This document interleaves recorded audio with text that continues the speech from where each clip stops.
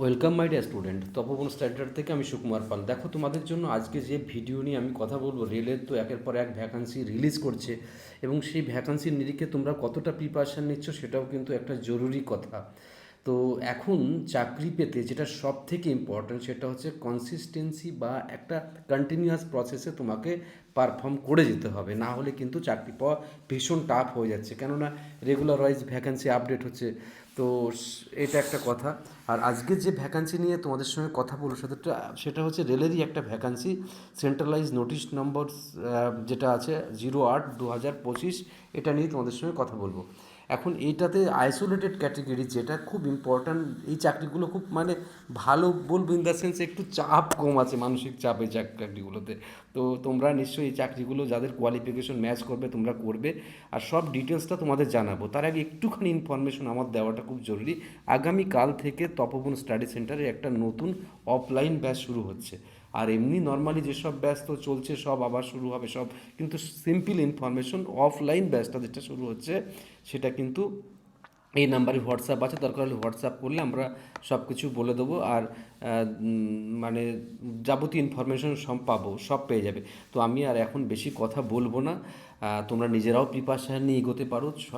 কোনো একটা কোচিং বা কোনো একটা ব্যক্তি তাদের কাছ থেকে মানে একটু মানে কি হয়, নিজেকে এগিয়ে চলার রাস্তাটা সহজ হয়। এছাড়া কোচিং সেন্টার কী বা করবে তোমায় বলো? কোচিং সেন্টারে তো আর হাত নেই তোমাকে গিয়ে পরীক্ষা দেবে। তো মোটামুটি একটু তোমার এগিয়ে চলার রাস্তা, একটা প্ল্যাটফর্ম পেয়ে যাবে। চলো, এ নিয়ে আমি আর কথা বলতে চাইবো না, আমি চলে যাচ্ছি একদম ফর্মে।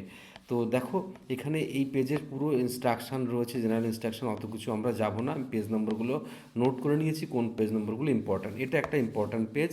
আর এখানে যে ফর্মটা বেরিয়েছে তোমরা দেখতে পাচ্ছ, আইসোলেটেড ক্যাটেগরির ফর্ম। তো এখানে নোটিশ, এমপ্লয়মেন্ট নোটিশ হচ্ছে কত, সেটা বেরিয়েছে, সেটা 20/12/2025, ইন্ডিকেটিভ যেটা প্রথমে দিয়েছিল। আর অ্যাপ্লিকেশন শুরু হচ্ছে 30/12, আজ থেকে শুরু হচ্ছে এর ফর্ম ফিল আপ, ঠিক আছে? এবং শেষ হবে 29/1/2026 সালে। তো এটা এই বছরের লাস্ট ভ্যাকান্সি ছিল, ঠিক আছে? আর পেমেন্ট এই অবধি নেওয়া হবে। দেখো, এগুলো ডিটেলস তো সব তোমাদের জানা আছে, এগুলো নিয়ে কোনো চিন্তা করার দরকার নেই। এইগুলো তো কোন আরবিতে কী ফর্ম ফিল আপ করবে সেসবগুলো নিয়ে আমি কথা বলবো। আর কোন কোন পোস্ট আছে সেটা একবার দেখে নিই।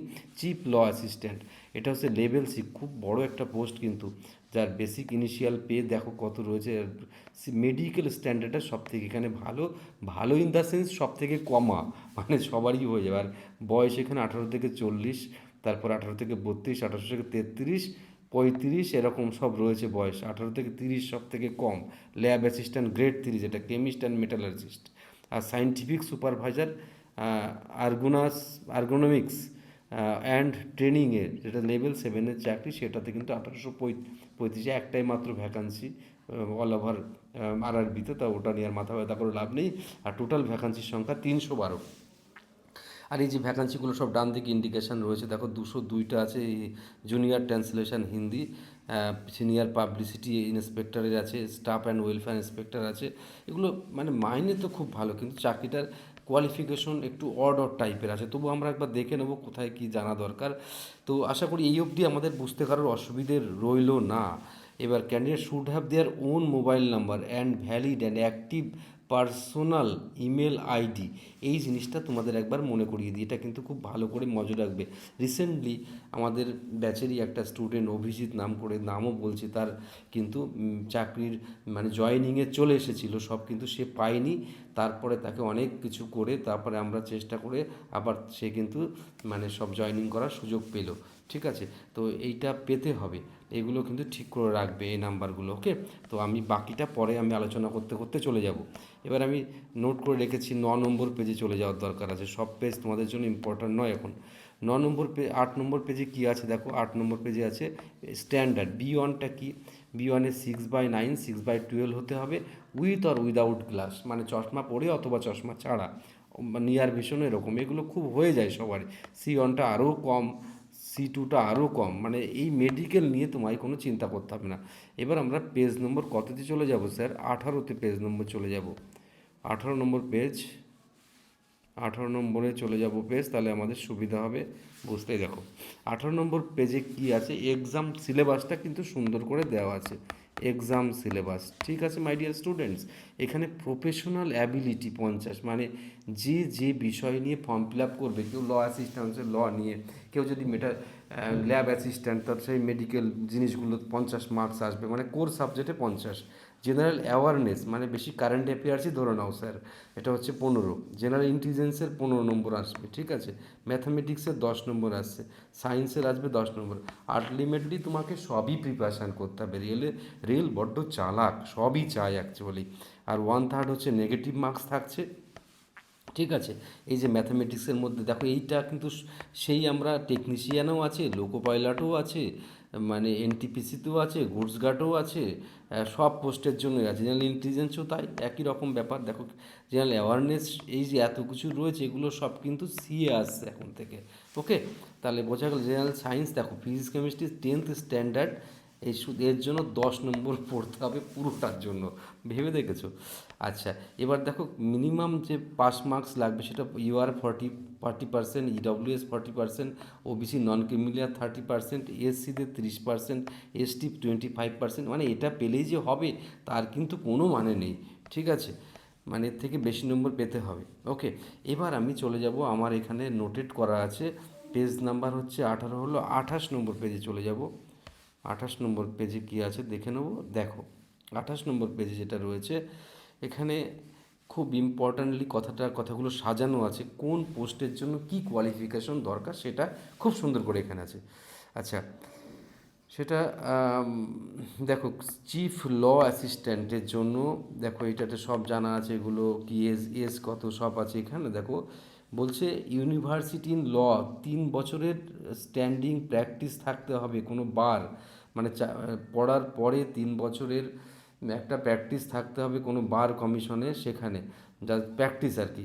এবং তাদের সার্ভ করতে হবে অ্যাটলিস্ট 5 বছর, ঠিক আছে। এবং রেলওয়ে এনি ব্রাঞ্চ, তার সেটা রেলওয়ে ব্রাঞ্চে হতে হবে তারপরে, ঠিক আছে। 3 বছর মানে 5 বছর যেই ল পড়লে, তারপর আবার 3 বছরের প্র্যাকটিস থাকতে হবে, তারপর 5 বছর আবার রেলের কোনো সংস্থার সাথে যুক্ত হয়ে তোমায় 5 বছর কাজ করা থাকতে হবে। তার মানে কিছুটা মানে মনে হচ্ছে যে মানে একদম মানে জানাশুনো লোকই নেবে। রেলের অনেক কেস টেস হয় না এই ছোটোখাটো ব্যাপারে, তাই তাদেরকে টাইট করার জন্য রেল এবার এইসব মানে বড় বড় উকিল তারা বেছে নিতে চাইছে আর কি, বুঝতে পেরেছো ব্যাপারটা? আচ্ছা, তারপরে চলে যাব পাবলিক প্রসিকিউটার। প্রসিকিউটার, হ্যাঁ, তো সেটা হচ্ছে graduate with bachelor in law, লতে থাকতে হবে 5 ইয়ার্সের, তার অ্যাডভোকেট মানে বার অ্যাসোসিয়েশনে যুক্ত থাকতে হবে। জুনিয়র ট্রান্সলেটর হিন্দি, সেখানে কি কোয়ালিফিকেশন থাকতে হবে? Master degree recognised Hindi or English or Hindi compulsory. দেখো ইংলিশ থাকতে হবে বা হিন্দি কম্পালসারি থাকতে হবে মিডিয়াম, ঠিক আছে। আর মাস্টার ডিগ্রি ইউনিভার্সিটি এগুলো subject then Hindi or English with Hindi, মানে হিন্দি থাকতে হচ্ছে তাকে। এবং আরও যে সবগুলো থাকবে, আরও তোমায় থাকতে হবে master degree recognise university subject Hindi English, সব জায়গায় হিন্দি ইংলিশটাই কিন্তু রয়েছে। ডিপ্লোমা কোর্সও থাকা দরকার হিন্দি, যে কোনো একটা থাকতে হবে তোমায়, ঠিক আছে। হয় এটা থাকতে হবে, আর না এটা থাকতে হবে, আর না এটা থাকতে হবে। আচ্ছা, এবার আসবো হচ্ছে সিনিয়র পাবলিক ইন্সপেক্টর। এইখানে দেখো যে কেসটা রয়েছে এটা হচ্ছে যে degree recognise university diploma public relation, advertising advertising journalism mass communication, এসব থাকতে এবং 2 বছরের এক্সপিরিয়েন্স থাকতে হবে সেই ফিল্ডে। এবার আসি স্টাফ অ্যান্ড ওয়েলফেয়ার ইন্সপেক্টর, যেটাতে কিন্তু তোমায় গ্র্যাজুয়েশন থাকতে হবে, ডিপ্লোমা লেবার সোশ্যাল ওয়েলফেয়ার, এই যে সোশ্যাল ওয়েলফেয়ার এখানে থাকতে হবে। এটাতে কিন্তু ইন্সপেক্টরও হওয়া যায়, খুব ভালো পোস্ট, এটা ইম্পর্ট্যান্ট পোস্ট। তারপরে এলএলবি থাকতে হতে পারে, তার লেবার ল থাকতে হবে, এলএলবি পেপারে লেবার ল থাকতে হবে তাকে। মানে এই যে ছুটি ছাটার ব্যাপারগুলো রেলে হয় না, সেইগুলোও কিন্তু মানে থাকা দরকার। এমবিএ থাকতে হবে পার্সোনাল ম্যানেজমেন্টে, ঠিক আছে, এমবিএও থাকলেও তো। এতগুলোর মধ্যে যে অর্ডার রয়েছে দেখে নেবে যার কোনটা ম্যাচ করে যাচ্ছে। এবার সায়েন্টিফিক অ্যাসিস্ট্যান্টের কী থাকতে হবে? Second class master degree in physiology psychology, 1 year experience থাকতে হবে। এবার এই এক্সপিরিয়েন্সগুলো কিসের থাকতে হবে সেটা এখানে রয়েছে। আচ্ছা, এবার আসি ল্যাব অ্যাসিস্ট্যান্ট গ্রেড 3, সেটাতে হচ্ছে 12 পাস থাকতে হবে 10+2 হিসেবে, এবং সেখানে সায়েন্স ফিজিক্স কেমিস্ট্রি থাকতে হবে আর ইটস ইকুইভ্যালেন্ট, মানে এইটাতে সবাই কিন্তু ফর্ম ফিল আপ করতে পারবে, ম্যাক্সিমামই ফর্ম ফিল আপ করতে পারবে এটাতে। সায়েন্টিফিক সুপারভাইজার ও রেকগনাইজেশন অ্যান্ড ট্রেনিং, তা সেখানে কিন্তু তোমার এখানে অনেক কিছু থাকা দরকার, সাইকোলজি আর ফিজিওলজি, এবং 2 ইয়ার্স এক্সপিরিয়েন্স থাকতে হবে, এগুলো একটু দেখে নিলে হয়ে যাবে। এবার আমি চলে আসবো, এবার তারপরে দেখো স্টাফ অ্যান্ড ওয়েলফেয়ার ইন্সপেক্টর, তার সিট কতগুলো আছে, সিট খুবই কম আছে, দেখে নাও এটা। তারপরে দেখো প্রত্যেকটা সিট এখানে যা যা রয়েছে, সিটগুলো তো আগেও একবার দেখানো হয়েছিল, সব সিটগুলো এখানে রয়েছে। আচ্ছা, এই যে সব তো এত কিছু কিন্তু সব সিস্টেমে হচ্ছে, তো আশা করি এই ভিডিওর মাধ্যমে তোমরা মোটামুটি একটা আইডিয়া পেলে। তারপরে তোমাদের যদি কোনো কিছু কোয়ারিজ থাকে তো কমেন্টসে করবে। আর আমি আশা করব প্রত্যেকটা স্টুডেন্ট যখন চাকরি বছরের পর বেশ বছর এভাবে বেরোনোর অঙ্গীকারবদ্ধ রেলওয়ে, তো তোমরা কেন চাকরি পাওয়ার জন্য অঙ্গীকারবদ্ধ হবে না? তোমাদেরও তো উচিত যে তোমাদের সেরাটুকু দেবে, দিয়ে পারফর্ম করবে। এখন কিন্তু আর আগের মতো নেই। এখন চাকরি পেতে গেলে যেটা করতে হচ্ছে সেটা হচ্ছে তোমাকে ভীষণভাবে এনার্জেটিক হতে হচ্ছে, ভীষণ এনার্জেটিক মিন্স তোমাকে আম, আগে কি হতো, অনেক ভ্যাকান্সি একসঙ্গে থাকলে তাতে কিছু কমার্স স্টুডেন্টও বেরিয়ে যেত ইন দ্য সেন্স। এখন কিন্তু মানে সবাই তৈরি স্টুডেন্টই চাকরি পাবে। তাই আমি বলবো নিজের ভিতকে শক্ত করো, ভিতকে মজবুত করো, তাহলে দেখবে যে কোনো একটা চাকরি তুমি পেতে পারো। আর যখনই একটা চাকরি পাওয়া শুরু করবে তখন দেখবে একের পর এক চাকরি পাওয়া তোমাদের পক্ষে কোনো ইস্যু হবে না। ওকে, তাহলে আশা করছি আমার প্রত্যেকটা প্রিয় স্টুডেন্ট খুব মন দিয়ে পারফর্ম করবে। আর আমি এগেন বলছি, প্রত্যেকটা টিচার, প্রত্যেকটা স্যার, প্রত্যেকটা এডুকেশন ইনস্টিটিউট এবং প্রত্যেকটা স্টুডেন্ট গার্জিয়ান প্রত্যেকেই কিন্তু তার নিজের মতো করে এগিয়ে চলে, এবং আমি প্রত্যেককেই রেসপেক্ট করি, এবং এটা আমার কাজ, আমার একজন মানবতার হিসেবে। সবাই ভালো, কিন্তু নিজের মতো করে নিজের তৈরি করতে হবে যে কে তোমার সব থেকে ভালো করে সামনের দিকে নিয়ে যেতে পারবে। ওকে, বেস্ট অফ লাক, খুব ভালো থেকো, এগিয়ে চলো, তোমাদের এগিয়ে চলাটা আমাদের কাছে খুবই important. Okay, best of luck.